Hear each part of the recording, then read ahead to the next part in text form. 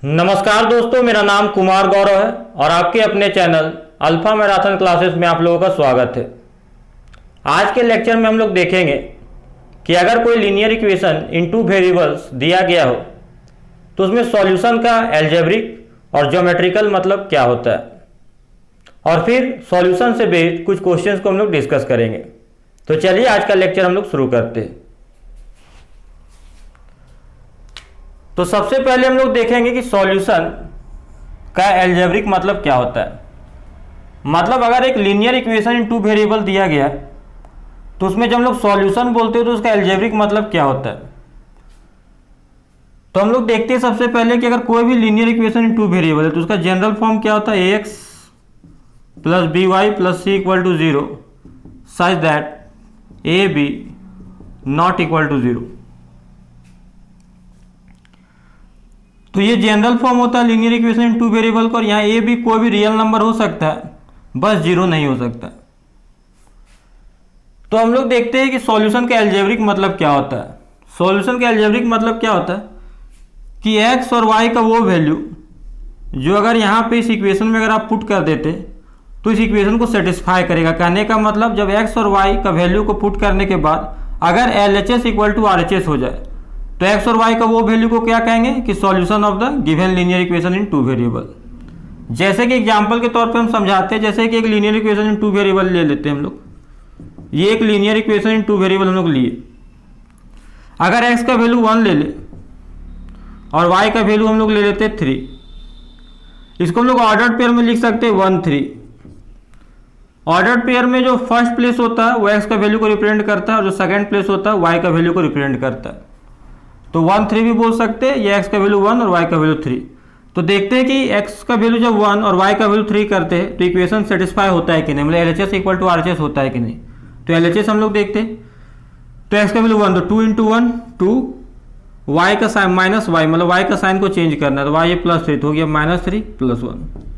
तो 2 1 3 -3 क्या आ गया 0। RHS भी आपका क्या है 0। तो मतलब LHS और RHS इक्वल हो गया, मतलब x और y का जो वैल्यू है 1 3 ये इस इक्वेशन को सेटिस्फाई कर रहा है, मतलब 1 3 क्या हो गया, इस इक्वेशन का सॉल्यूशन हो गया। तो ये हो गया सॉल्यूशन का आपका अलजेब्रिक मतलब। अब हम लोग ज्योमेट्रिकल मतलब इसका देखेंगे। देखिए ज्योमेट्रिक मतलब क्या है कि अगर मान लेते हैं, हम लोग जानते हैं कि कोई भी अगर linear equation in two variable suppose करते यही, तो linear equation in two variable का जो ग्राफ बनता है वो क्या बनता है, स्ट्रेट लाइन। तो मान लेते हैं ये आपका 2x - y + 1 = 0 का ग्राफ है। तो सॉल्यूशन का क्या मतलब होता है ज्योमेट्रिकली वो देखते हैं। तो जैसे 1 3 इसका सॉल्यूशन हो गया, इस इक्वेशन का हम लोग अभी देखें तो इसका मतलब है कि 1 3 जो है इस लाइन में लाई करेगा। अगर सॉल्यूशन नहीं होता तो इस लाइन पे लाइन नहीं करता। तो ये जो कॉन्सेप्ट है बहुत सारा क्वेश्चन को बनाने में आपका मदद करेगा। थर्ड में हम लोग देखते हैं how many solutions it have मतलब linear equation in two variable का कितना सॉल्यूशन होगा। अगर कोई एक linear equation in two variable जैसे कि यही हम लोग ले लेते हैं, तो कोई भी linear equation in two variable इस फॉर्म में होगा तो हम लोग इसको इस तरह से लिख सकते हैं। देखिए y वाला टर्म को एक साइड रखते हैं और बाकी टर्म को एक साइड ले जाते हैं। अब हम लोग देखिए b से y का कोफिशिएंट b, तो b से पूरा इक्वेशन को डिवाइड कर देते हैं। तो कितना आएगा y, यहाँ पे आएगा -ax/b और -c/b।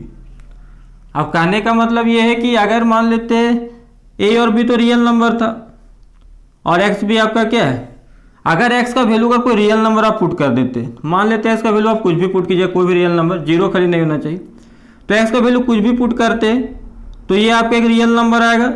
रियल नंबर में रियल नंबर घटाइएगा तो रियल में रियल घटाएगा तो फिर आपको एक रियल मिल जाएगा, मतलब y का वैल्यू रियल नंबर मिल जाएगा। मतलब for all x belongs to r, अगर मान लेते कोई भी x ले लेते जो कि r को बिलोंग करेगा, then y exist, then y belongs to r। तो आपको अगर x कोई भी रियल नंबर आप लेते और पुट करते तो आपको एक y मिल जाएगा जो कि रियल नंबर होगा। मतलब कोई भी वैल्यू रियल नंबर के लिए आपको रियल नंबर मिल जा रहा है। मतलब कोई भी सॉल्यूशन, मतलब बहुत सारा सॉल्यूशन इसका हो सकता है, मतलब कुछ भी x पुट कीजिएगा उसके हिसाब से आपको y मिल जाएगा।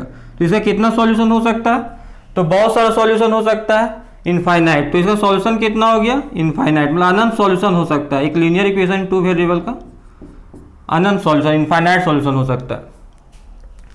एक प्रॉब्लम बेस्ड ऑन सॉल्यूशन, एक प्रॉब्लम है जो कि सॉल्यूशन पे बेस्ड है, सॉल्यूशन का कॉन्सेप्ट पे। देखिए क्या है क्वेश्चन आपका, एक्स और वाई का वैल्यू दिया हुआ है और ये बोल रहा है कि सॉल्यूशन है, एक इक्वेशन दिया linear equation in two variable और उसका सॉल्यूशन क्या दिया 2 3 बोल दिया और आपको पी फाइंड आउट करना है। तो आप जानते हैं कि सॉल्यूशन का मतलब होता है कि सॉल्यूशन का मतलब होता है कि अगर इक्वेशन में पुट कीजिएगा तो इसको सेटिस्फाई करेगा, मतलब LHS इक्वल टू RHS। तो हम लोग इस तरह लिखेंगे इसको, हम लोग जानते हैं ऑर्डर पेयर में इसको लिख सकते हैं कि अकॉर्डिंग टू क्वेश्चन क्या दिया हुआ 2 3 इज द सॉल्यूशन ऑफ क्या इक्वेशन, तो 7x plus py equal to 2। तो जब 2 3 is the solution of 7x plus py equal to 2, तो डेट इंप्लाइज इसका मतलब क्या हो गया, LHS equal to RHS X और y का वैल्यू पुट करने पे। तो x और y का वैल्यू, तो x का वैल्यू 2 है तो 7 2 टाइम्स 14 और y का वैल्यू है 3, तो 3 into P 3p equal to 2। Solve करते हैं तो 14 को उस साइड ले जाते हैं, कॉन्स्टेंट को एक साइड ले जाते हैं, तो 2 माइनस 14 कितना हो गया -12 और जो अननोन है उसको एक तरफ रखते हैं। अब 3 4 टाइम्स क्या हो गया 12, तो -4 आ गया। तो that implies p equal to -4। तो ये p का वैल्यू निकालना था, ये आपका निकल गया।